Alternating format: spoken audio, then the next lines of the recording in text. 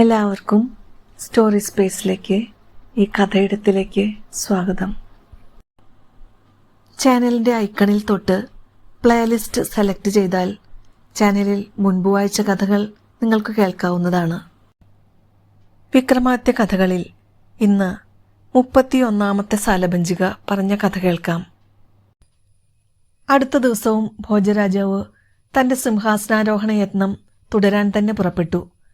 പടികൾ കയറി ഏറ്റവും മുകളിലുള്ള പടിയുടെ തൊട്ടു താഴെ എത്തിയ നേരം മൃഗനയനി എന്നു പേരുള്ള സാലഭഞ്ജിക ഭോജരാജാവിനെ തടഞ്ഞിട്ട് പറഞ്ഞു, അല്ലയോ ഭോജരാജാവേ, ഇക്കഴിഞ്ഞ നാളുകൾ അത്രയും എൻ്റെ സഖിമാർ ഓരോരുത്തരായി വിക്രമാദിത്യ ചക്രവർത്തിയുടെ സംഭവബഹുലമായ ജീവിതത്തിൽ നിന്നുള്ള അനവധി ഏടുകൾ അങ്ങയുടെ മുന്നിൽ തുറന്നതാണ്.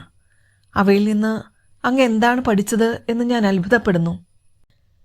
അതിന് ഭോജരാജാവ് മറുപടി പറഞ്ഞു, നിന്റെ സഖിമാർ പറഞ്ഞ ഓരോ വാക്കും എൻ്റെ ഹൃദയത്തിലുണ്ട്. ഒരു ഭരണസാരഥിയുടെ ജീവിതം എങ്ങനെ അർത്ഥപൂർണമാക്കാം എന്നും ഞാൻ പഠിച്ചു. എന്നിട്ടും അതുല്യ ഗുണഗണങ്ങളോടുകൂടിയ വിക്രമാദിത്യൻ്റെ സിംഹാസനം തനിക്ക് അവകാശപ്പെട്ടതാണെന്ന തോന്നൽ ബാക്കി നിൽക്കുന്നത് എന്തുകൊണ്ടെന്ന് മനസ്സിലാകുന്നില്ല. ഏതായാലും അദ്ദേഹത്തിൻ്റെ ഭരണകാലത്ത് നടന്ന മറ്റൊരു സംഭവം കൂടി ഞാൻ പറയാൻ ഭാവിക്കുകയാണ്. സാലഭഞ്ജിക കഥയിലേക്ക് കടന്നു. ഞങ്ങളുടെ സ്വാമി പ്രജാക്ഷേമനിരതനായി രാജ്യഭരണം നടത്തിയിരുന്ന വേളയിൽ അദ്ദേഹത്തിൻ്റെ മന്ത്രിമാരിൽ ഒരാളായിരുന്നു പരശേഖരൻ. അയാൾക്ക് ഒരേയൊരു പുത്രൻ. ലാളിച്ചും ഓമനിച്ചും വളർത്തിയ അവനെ എന്തോ അരുതായിക പ്രവർത്തിച്ചത് മൂലം ഒരു നാൾ മാതാപിതാക്കൾ ശകാരിച്ചു. മകന് ഇതൊട്ടും സഹിക്കാൻ കഴിഞ്ഞില്ല. അവൻ വീട് വിട്ട് ഓടിപ്പോയി. ദേശഗമനം ചെയ്ത് അറിവ് നേടി മടങ്ങിവരാം എന്ന ചിന്തയോടെയാണ് പോയത്. അങ്ങനെ കുറേ ദൂരം ചെന്നപ്പോഴാണ് ഒരു ക്ഷേത്രവും അതിനു മുന്നിലായി അരയാൽ വൃക്ഷവും കണ്ടത്. അവൻ നേരെ ആ മരച്ചുവട്ടിലേക്ക് നടന്നു. അരയാൽ ചുവട്ടിലിരുന്ന് ക്ഷേത്രത്തിലേക്ക് നോക്കിയ അവൻ അതിശയിച്ചു പോയി. ക്ഷേത്രത്തിന് പിൻഭാഗത്തായി കനത്ത പുകപടലം.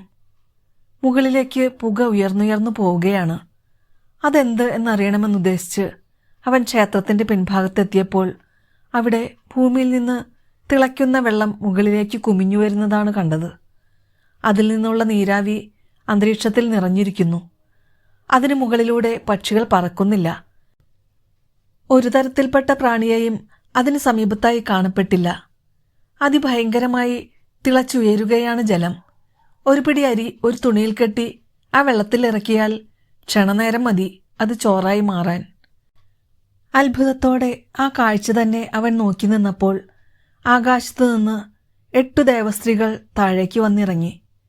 അവർ ക്ഷേത്രത്തിൽ പൂജ കഴിച്ച് ആരതിയും അർച്ചനയും നടത്തി മടങ്ങിപ്പോകാൻ ഒരുങ്ങിയപ്പോൾ അവിടെ മാറി നിൽക്കുകയായിരുന്ന ബാലകനെ കണ്ടു.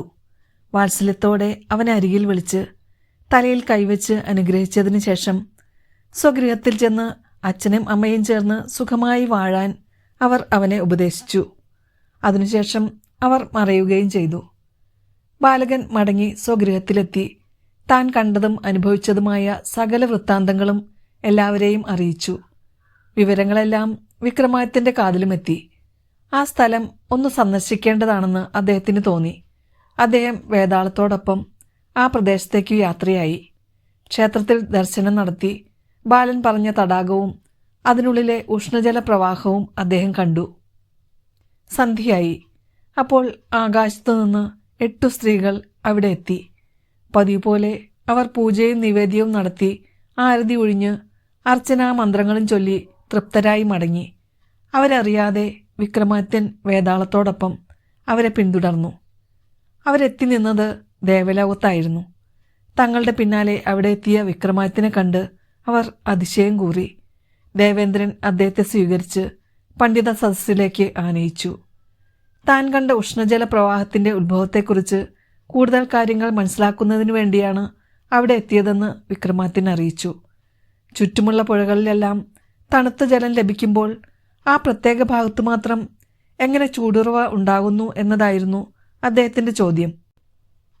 സാക്ഷാൽ പരമേശ്വരൻ്റെ ജടയിൽ നിന്നുത്ഭവിക്കുന്ന ഗംഗ തന്നെയാണത്, പണ്ഡിതന്മാർ അദ്ദേഹത്തെ അറിയിച്ചു. ഗംഗയുടെ ഒരു കൈവഴി അദ്ദേഹത്തിൻ്റെ എരിമിഴിയുടെ സമീപത്തുകൂടിയാണ് ഭൂമിയിലേക്ക് ഒഴുകുന്നത്. ആ പ്രവാഹമാണ് ചൂടുറവയായി പൊന്തി വരുന്നത്. ഔഷധശക്തിയുള്ള ജലമാണ് അവിടെയുള്ളത്.